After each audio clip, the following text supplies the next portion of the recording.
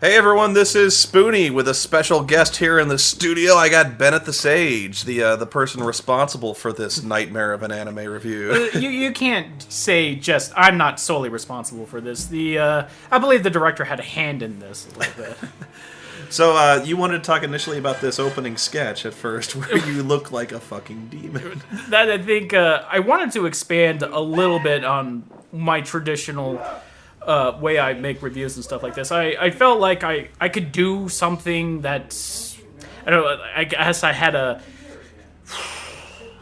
like I could write dialogue. I can write character, response and interaction, and I felt that this was actually worked out better in the looking at everything. That worked out even better than when I pictured it in my head. This looks pretty good, actually. I actually hate shooting in hotel rooms for the most part because the lighting is so poor. Luckily, though, Ed Glazer, the G Laser, was around, and he comes prepared for this, man. He's a great cameraman, and he brought reflectors and his own light sources. He is a savior on the movie set, on the film set, and right here you can see Spoony's epic Juno shadow. It is. Oh. You pointed this out, how my gigantic Junos cast... It's like the longest shadow, like longer than it has any right to cast. You can see that thing. It's massive. It's like the shadow cast from the Tower of Minas Morgul. It is, yeah. Like on a hot day, just get behind Spoony's nose, and you will feel the cool breeze. This is a joke that may have gone over some people's head, especially if you never saw Space Thunder Kids, the return of Lars the Professional Ass Wiper. I like that gag so much, and apparently Ed liked it so much that when I told him that he might make a return, he volunteered to get a bellhop outfit, so that way he didn't have to, bop around in his, shirts and jeans like he did last year, which... well, on one hand, it does look better as far as profession is concerned, but there's this sort of charm to having him just be in his shirts and jeans. Oh, I have to interrupt. This is the first really good look you see at my my epic Wang jacket, which you actually were very specific in wanting to showcase here. Yeah, that was a very cool looking jacket. It is an awesome jacket. A fan donated. My face lights up with joy. We're not hearing the music, but I love the musical cues. I just love how they just correspond with the imagery so well, and it was just serendipity is all you can call it. Took me 20 minutes to take a shit. Well, he's very thorough. Oh, I see. It's not the dump so much that takes so long, it's his thoroughness and the wipe. Anyway, the last thing I'll say on the Wang jacket is it's the jacket from Big Trouble in Little China that Wang wears, and a fan actually went out of his way to get that custom made for me. It's really the greatest gift I've ever been given, so thank you again. Alright, when I was talking about like anime in general, the schlock ovas that really permeated the anime market in mid to late 90s, and parts of early 90s, a few of them stood out in my head immediately, and one of them was Angel Cop here, where every line of dialogue out of this woman's mouth is a curse word. It's sort of manga entertainment's little... Mad Bull. Mad Bull 34, that's another one, but... Oh, yeah. Okay, he was dead after the first one. Yeah. And, before I continue on, I got a lot of hate mail for putting Cyber City Oedo 808 in lumping it in with Mad Bull 34 and Angel Cop here. I'm not saying that Cyber City Oedo is bad. I'm just saying that line was hilariously awful. But anyway, Manga Entertainment did a lot of adult animation dubbing, and to them that meant a lot of curse words. So it's almost comical. It's so hilarious just to hear them just talk like an everyday people, and it's just F-bomb after F-bomb after F-bomb. It's like talking with Sam Kinison after he's had like 5 white lines. I may never forgive you for making me watch this movie. We all got together. Pretty much everyone who was at the donation drive, we got roped into this screen, and Ed Glazer brought his DVD player, and we watched this. And actually, a number of us tapped out. I think Linkara had to leave, and Cinema Snob decided he just said, "Fuck this! I'm going to the hot tub." And Joe fell asleep. I fell asleep one time, but you wouldn't let me sleep. You're like, "Wake up! You got to watch this shit." I'm like, "Oh." like if you're gonna review it, I think it's only fair to it that you actually see it before you actually speak on it. I know you didn't write it, but come on, have some semblance of professionalism. You have a gift for writing in my own angry voice, my threatening to murder people by dunking their head in lye. I thought that was inspired. Well, it's and when you just watch Fight Club, these ideas pop out at you. But when I write for other people, I try my very hardest to sound like how they write. So when I was doing The Shrine. yeah, and when I was doing Cinema Snob, in the same phase, I was make sure to like what would Okay, is that a goose or is that a duck? I think it's a swan. I don't know. I said it was a goose. It was a Technicolor goose. Later Looks on like in a the review. goose, but like, you think we're kidding? We're not kidding. That just happens. And it's never touched on ever again throughout the entire series.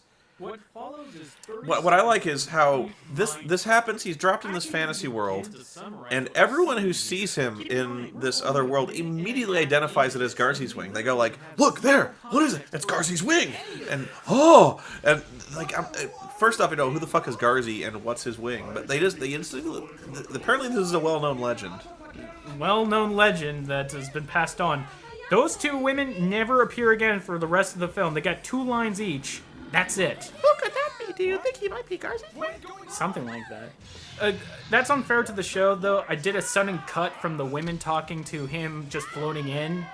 So it wasn't that jarring. Like, if anything, you made this make more sense because you skipped to the parts that were actually somewhat easier to follow. I still love this. I write specific instances in my review where I can showcase your overacting. I can't get enough of your exaggerated expressions and like. I like how he has no wiener. It's like one of those things you don't want to look, but you kind of have to. He's literally a eunuch from. He's got a mangina. A mangina. Yeah. Oh God. Oh, the shading. Ah. And why are you suddenly modest now when someone draws it? There's nothing to hide. No.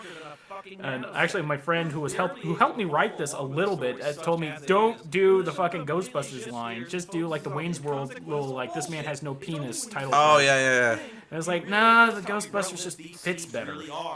And he still has not forgiven me for that. I lost my train of thought just now. Oh god, yeah, that's what Garzey's wing does to you. And this is the part where all of a sudden it jumps right back to him in the real world, like the real world Chris. Yeah, this is where it really loses me here. I guess it loses me immediately, but then all of a sudden they have this parallel plot where he still continues to function in the real world, which immediately when that happens, you're like, okay, you're not playing fair. Is he in the other world or is he not? Did you actually cut the scene where they rub rub the arrows on I cut that scene because on there's this deleted scene where there's a scene where Chris puts an arrowhead on the back of the pixie's wings because it's oily, she says. Yeah, she's like, it's a little known fact that the skin of pixies secretes a poisonous residue and it gathers between our wings. And so she like takes her top off and turns around, and there's this really strangely, I won't even call it erotic, it's just gross. It's just gross. It's this gross scene where he just rubs an arrowhead on the back of her wings. And I had Spoony just kind of scream out, why is this turning me on? It did not turn me on. It didn't, but I looked at it and it just didn't fit. It just felt like too lumped in. And I hate to cut it. It was funny, but I just couldn't make it fit. I probably would have left it in just because that is such strange imagery. It really is one of those scenes where you're like, are they really going here? Oh my god, Ooh, bruises all over my body because I had to fight naked. I wanted to include this entire scene here because every line of dialogue between the two Chris's is golden, but it was running too long, so I had to make that little sudden cut right there. I liked how he starts to cheat, basically. Like, he starts talking to himself in the other world, and he's like, we're getting attacked, and he's like, I know what you can do, you make gunpowder. So he teaches them how to make gunpowder, which they do immediately, of course.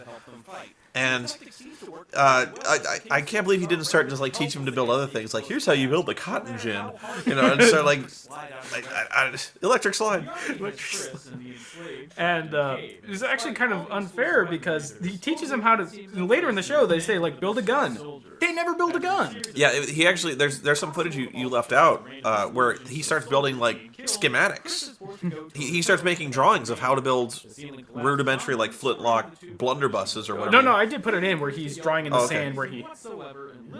Oh yeah, and I got a lot of hate for not putting the "I have the power" at that scene. Oh, I was so hoping in the script you would have this scene written out where you put the DVD in and you're like, watch this. No, it's the menu, but watch this. You know you're in trouble the instant you put the DVD in because this is what happens the moment you put the DVD in. The menu pops up, it says Garzey's Wing, but the first noise you hear is, oh! And like, you think I'm kidding.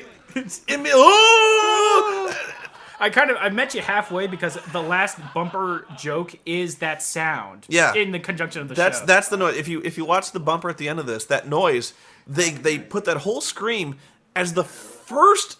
There's no previews, there's no studio logo or anything. There may be, but but I don't remember it because the only thing I remember is as soon as that menu kicked in, just, it's ridiculous. Oh, Gabba Juju. the drag rolls of Gabba Juju. The drag rolls of Gabba Juju. And if you saw the bloopers, you know this, but when Spoony first delivered this line, the Neeks the Flocks at Gabba Laba Chuck Fuck got everyone behind the camera to crack up. I was pissed. I was a little pissed at that because I had that really insane line and I nailed it. First take! And then the peanut gallery started laughing. It's a funny line. I defy you to recite that line first try. This was the hardest part to talk about of the exact show was that these periods of long, drawn out, completely unnecessary like expository dialogue is like, oh, the legend has a meaning. That's why I did it. Ah.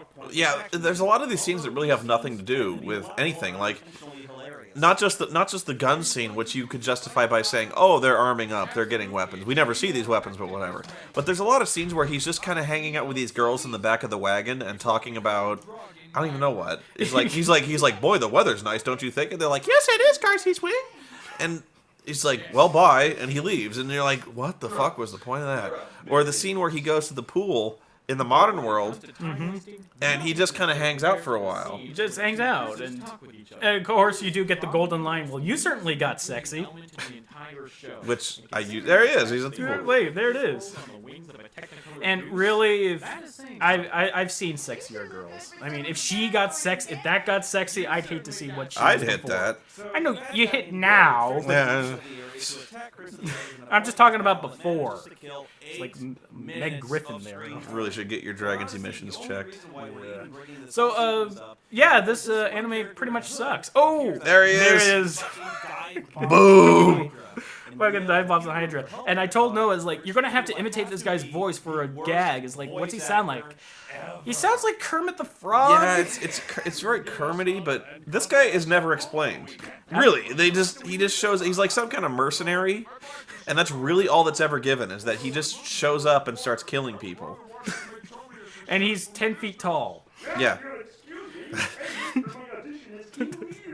He kind of gone off onto a tangent there where you went to Ed Sullivan. We're going to fight for Garzey's Wing. This is the one moment when I was first watching the show where I was just cracked up laughing. I was beside myself. There's this one take where the king here, right, this is the scene. Where he's like, we gotta get to work. Like, what? But they want to do it. Okay. Yeah, he's like, you guys need to work harder. Okay. I had to pause the DVD. I couldn't breathe. That was like the worst take for any one line I've heard in a dub. Just didn't follow it whatsoever. But unfortunately, that was the last of the golden scenes as far as the actual show is concerned. Another thing that really hurts this anime is not just the voice acting, but the fact that no voice actor could save this dialogue. It's so literally translated that nobody talks this way. You know, it's almost like you pasted the Japanese script into Babelfish, and this is the result you got. Well, no. They got the correct grammar, sort of, but they got better. That fucking Pixie. I hate her so fucking much. I can't even think straight whenever I see her on screen. It's so fucking That's part of the reason I never watched. I kind of got turned off of the Berserk manga. I was just talking to you before about how I wanted to read the Berserk manga, but apparently in the manga there's a fairy that follows Guts around. Oh yeah, Puck. Is that fairy annoying as well? Oh yeah. Is it bad? Okay. Yeah. I mean, not as bad as fucking her, but pretty bad. Oh god. Oh my god, I had to stay out of sight. But I will be brave this time. Don't you see? Fucking god. Fuck that Pixie. And when I was writing the scene, I knew I had to have Spoony say something about right here, and I realized, holy crap, I'm watching soldiers on armored velociraptors fight, you know, in these medieval fight scenes. Why am I not interested in this at all? And I'm just like, they done it. They made the fantastical, you know, just ridiculous boring. Well, here's the other thing is, they build this guy up as being Garzey's wing, this guy who's like this legendary hero who's going to help them, but he never really does. Like, he gives them gunpowder, which is really the greatest contribution he ever makes, which has nothing to do with his legendary powers. In fact, it's a major subplot in this story where he can't actually summon Garzey's wing to help him fly around and fight. He does it at the beginning of the movie, and he does it very briefly at the second, during the second fight of the movie, and then he never manages to do it ever again until the very, very, very, very, very end of the fight, where he fights the main bad guy. And never really touched on again. And this is where you kind of ejected yourself from the review. I was actually legitimately pissed when I saw this. I wanted her to die. I really did. Wasn't it Cinema Snob who thought that they were really going to rape her? Brad goes there a lot. He was like, I don't know the physics of that, but I don't think it would work. And I'm like, you haven't seen much anime, have you? And fucking... This is, I was so proud of you for this performance. Thank you. I actually got compliments on my acting, which should never happen, really. Then the Ed just kind of creeps in here, and the sounds you made, I think this scene wouldn't have worked except for this end part where I'm just kind of waiting for you to get calmed down. That's what I like to write in my reviews. Just, if I can rely on a visual gag more than a written gag, I'll go for it. You know what this is right here? This is the why I will never be able to run for public office. Because you're associated with Garzey's wing? No, because my political opponent will do a Google search on me, and this is the shit that'll come up. So at the debate, the guy will be like, do you really want this guy representing you for Senate? And I'm like, what do you mean? Well, there's a scene where he goes and gets his ass wiped by another man and makes please sounds. Or rapes, or systematically rapes a number of people in his own bed and tapes it. That's gonna be great stuff. By the way, I was not joking when I said I literally forgot that's what he could do. Fly? Where he could fly by his ankles, and it's like there was just so much to talk about as far as just being so incomprehensible that I forgot that was like a major plot point to that entire thing. Well, that's what I was talking about. Was beyond the first 10 minutes of the film, he never uses Garzey's wing. You forget about it because he never does it. He does it once, and for twice he fights with a broken sword handle. And is that the power of Garzey's wing? You just fly around and kind of like Peter Pan, and you just use a broken sword handle. That's it. As far as I can tell, it really just conveys the power of flight. That's about it. And that wasn't clear, but that was one of that's shot right there. That's the general's head on a pike. And now he has Garzey's... What the fuck? Yeah, Garzey's wing in the real world, or at least our world, and on a motorcycle, and he's flying to the great Gabaju tree, I think. Okay, so... You actually got a fair amount of controversy over this on your comment section by saying this is one of the worst animes of all time, because apparently everyone has their own opinion. Every serious anime fan can name something worse. Do you still stand by that, or do you? I'll be the first to admit I have not seen every anime out there, but I will say that as far as basic storytelling is concerned, as far as basic character concept and all that jazz, Garzey's Wing fails on almost every level. from a technical standpoint and storytelling standpoint, I'm inclined to agree. There are probably worse animes in terms of just sheer offensiveness and wrongness. And I'm thinking mainly hentai. I know, but you can't really lump them both in. No, I mean, that's why I'm always... I never like to answer the question, what's the best movie you've ever seen, what's the worst movie you've ever seen, because... There's so many categories. There's a lot of subcategories. I tend to waffle on that a lot of they're worse in different ways. You know, like, honestly, you know, I hate to keep going back to Highlander the Source, but that one offends me. That's one of the worst movies I ever saw just because it offends me so much. The Green Hornet offends me, and I haven't even seen it because it's ruined Mythbusters for all time. It's the worst Mythbusters episode I've ever fucking seen. Anyway, go ahead. Every time you get onto the Highlander the Source, and I know, I'll never shut up. You'll never shut up about that fucking movie. Anyway, last words about the donation drive? Last words, thank you so much for turning it into a success, people. You guys rock. I made that thank you message for a reason. Yeah, no kidding. It was really stunning to see such... I was really shocked at the amount of generosity. The donation drive was really something where we couldn't even get to videos because there were so many people giving so much that we were on the phone the entire time talking to these people. And that's the kind of problems you want to have, where you've got too many people giving too many money. You know, like that. Trust me, I will take that any day over showing my stupid videos. You can see those anytime. But that level of generosity, that really helped a lot of kids, and that was amazing. It's kind of frustrating at the time when there was a lot of people phoning in and who wanted to talk to us. I could see how that can be a kind of a problem. But when you think about why we couldn't get to videos or why we couldn't take call-ins, all these people donating the money, it just seems, kind of, I don't know what's the word I'm looking for. Just kind of, it just doesn't matter. No, it didn't matter, not to me. I mean, it doesn't matter like that. Our videos aren't being shown. A lot of people are donating a lot of money. Is what I'm trying to say. Yeah, absolutely. Yeah.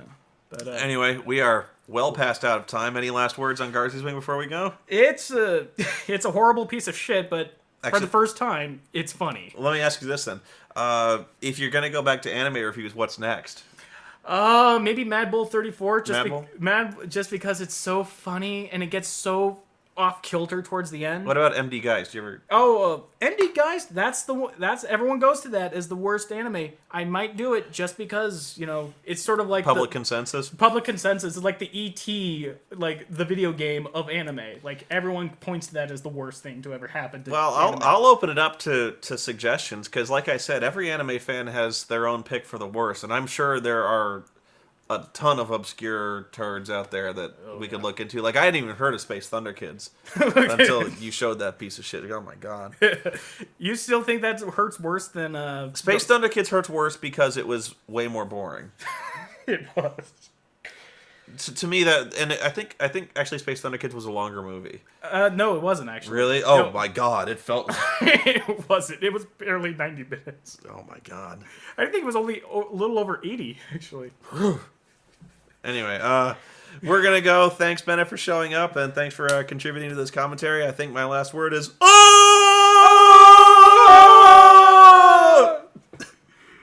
Bye.